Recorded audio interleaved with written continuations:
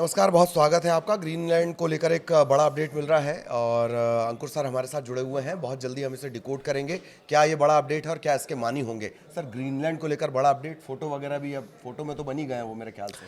हाँ बिल्कुल, अगर फ़ोटो की बात की जाए तो एक फ़ोटो पोस्ट किया गया था जिसको व्हाइट हाउस ने रीट्वीट किया है, रीपोस्ट किया है बेसिकली। तो उसमें साफ तौर पे दिखाया गया कि डोनाल्ड ट्रंप अमेरिका का झंडा जो है वो डेनमार्क का जो ग्रीनलैंड है ग्रीनलैंड। उस पर लगा रहे हैं, जिससे अब ये बात मोटा मोटी साफ हो चुकी है कि अमेरिका देर या सवेर उसके मन में, यानी कि जो कोर है वो बैठ चुका है कि ग्रीनलैंड को कब्जा करना है। अब इसमें कई तरह के अपडेट्स हैं। अपडेट ये भी है कि डेनमार्क ने अपने कुछ सैनिक और वहाँ पर भेजे हैं। फिलहाल जो इससे पहले जब ये विवाद शुरू नहीं हुआ था तब करीब 40 या 50 सैनिक रहते थे, लेकिन अब भी करीब 150 से 200 सैनिक और भेजे गए हैं। वहीं अगर फ्रांस की बात करें, ब्रिटेन की बात करें या और बाकी देशों की बात करें तो वो भी उन्होंने इसका विरोध किया है, अमेरिका की इस कार्रवाई का। और अब इमिनेंट है, यानी कि इसकी घोषणा होनी बाकी है। लगभग सारी तैयारियां हो चुकी है और ग्रीनलैंड जो कि डेनमार्क का कभी हिस्सा था वो अब अमेरिका का बनने वाला है। तो इसका केवल औपचारिक मुझे लगता है कि ऐलान बाकी है। औपचारिक ऐलान बाकी है। उन्होंने नेटो के चीफ से भी बात की। इससे पहले अपडेट भी आया कि भाई एक बैठक की जाए, स्विट्ज़रलैंड में वो बैठक करनी है। ये ग्रीनलैंड के प्रति जिस तरह की बातें अमेरिका कर रहा है कि उसकी सुरक्षा के लिहाज से बहुत ज़रूरी है, कितना दम है उसमें, या ग्रीनलैंड इतनी चाहत बना क्यों है ट्रंप के लिए? और देखिए होता क्या है कि जब आपके पास देखिए अगर हम इसको थोड़ा सा गहराई में जाएं तो जब फर्स्ट वर्ल्ड वॉर हुआ था और फिर उसके बाद सेकेंड वर्ल्ड वॉर हुआ था तो उस वर्ल्ड वॉर के बाद ये माना जाता था, ख़ासतौर पे सेकेंड के बाद, कि जो कॉलोनिज़म है यानी कि जो उपनिवेशवाद है वो ख़त्म हो जाएगा। एक यूरोप के पास जो तरक्की थी, अमेरिका के पास तरक्की थी, उन्होंने उसको अपना एज ए वेलफेयर स्टेट में लगाने की कोशिश की थी। उनका मानना था कि हम दुनिया को डोमिनेट करेंगे लेकिन किसी पर कब्जा करके वहाँ रहेंगे नहीं। लेकिन ये डोनाल्ड ट्रंप के आने के बाद अब इस सोच में भी बदलाव आया है। यानी कि अमेरिका ने इराक पर हमला किया, अमेरिका ने ईरान में हमला किया, अमेरिका ने दुनिया में तमाम ऐसे मुल्क हैं, लीबिया है, गज़ा भी है, गज़ा में इजराइल का हमला है, और दुनिया में अलग अलग जगह हमले हुए। फ्रांस ने भी माली में हमला किया।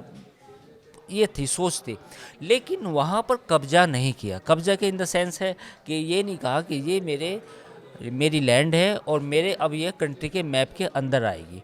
तो ये बड़ा बदलाव था द्वितीय विश्व युद्ध के बाद, सेकेंड वर्ल्ड वॉर के बाद। लेकिन अब इस सोच में भी बदलाव आ रहा है। अब सोच क्या बन रही है? अब सोच ये बन रही है कि हमें जिस जगह पर जो खाली है वो प्लॉट हमारा है। तो यही है कि ग्रीनलैंड एक ऐसी जगह थी जहाँ पे करीब 80-90% बर्फ़ पड़ी रहती है। कुछ कुछ बहुत ही वहाँ पे रहना बहुत मुश्किल है। तो अब अमेरिका की वहाँ पर नज़र पड़ी और उन्होंने कहा कि यहाँ पर प्रीशियस मेटल हो सकते हैं। अब भगवान जाने कितने निकलेंगे या नहीं निकलेंगे। चाइना रूस का कब्जा हो सकता है। ये तमाम तरह के ये एक नैरेटिव बनाने की कोशिश की गई। तो फिर अब ग्रीनलैंड पे कब्जे की बात होगी, लेकिन ये बात यहाँ पर नहीं रुकेगी। ये बात कनाडा भी जाएगी, ये बात वेनेजुएला भी जाएगी, और फिर हो सकता है कि डोनाल्ड ट्रंप ये कहे कि ग्रीनलैंड अमेरिका का हिस्सा बनने के बाद अब कनाडा और Venezuela they will be also part of greater America map. तो ये एक संभावना लग रही है कि ऐसा ना हो जाए। हाँ, कनाडा और वेनेजुएला को लेकर भी उनकी अब बातें सामने आने लगी। पहले भी एक बार वो कनाडा को लेकर बोल चुके हैं। एक लास्ट क्वेश्चन सर, चाइना और रशिया, इन दोनों की बड़ी नज़र इस पर लगी हुई है कि दरअसल अमेरिका क्या कर रहा है। चाइना की तो नाराज़गी की भी खबरें सामने आई हैं, जिस तरह से आप किसी भी कंट्री के लिए बोल देते हैं, या ग्रीनलैंड को लेकर ही बोल दिया, वहाँ से किस तरह के रिएक्शन और वो क्या घटनाक्रम है, इन दोनों का क्या कनेक्शन, चाइना और रशिया का? देखिए ये दो चीज़ें हैं। चाइना के पास फ़िलहाल इनका जो अमेरिका के जो वेनेजुएला पर जब हमला किया तो उसका मिलिट्री जवाब नहीं है।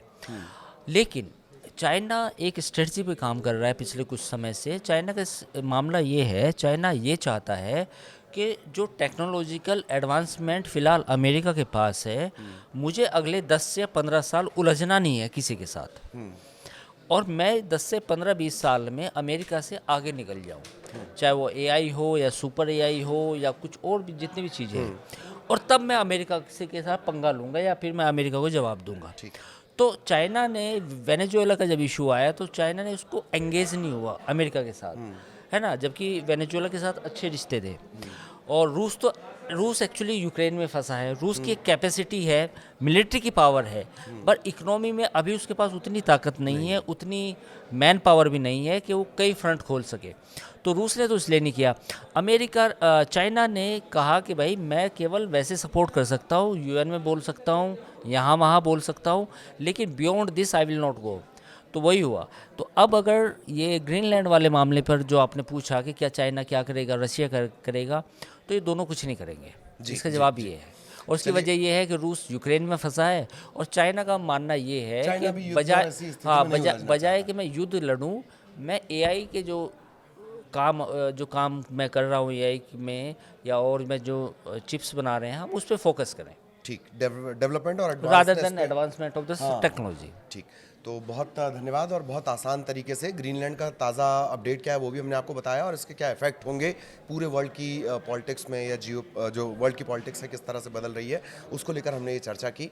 बहुत धन्यवाद, नमस्कार। नमस्कार।